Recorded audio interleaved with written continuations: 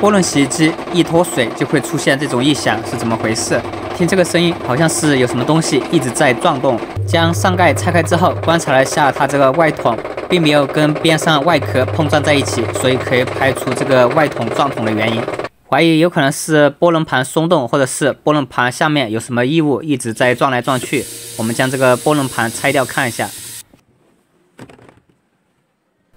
拆开看了下，里面并没有发现异物，而且珐琅盘的孔非常小，异物应该也不容易掉进去。拆掉波轮盘之后，还是有响声，那跟波轮盘也没有关系了。在晃动内外筒的时候，能够听到类似的异响，说明噪音源应该跟这个外筒有相连，或者是接触在一起。外筒上半部分我们看了都没有明显异常，我们只能看一下底部有没有问题。接下来拆掉背后检修盖的固定螺丝。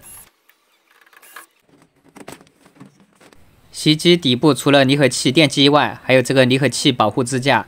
这个保护支架正常应该是固定死的，你用手推是推不动的，但现在居然是晃动的，说明它的固定螺丝已经松动了。脱水产生的噪音就是这个支架一直在震动导致的。接下来我们将支架的固定螺丝重新拧紧，再试一下。拧紧之后，现在这个支架就不会晃动了。最后我们再测试一下脱水程序，现在就正常了，不会再发出异响了。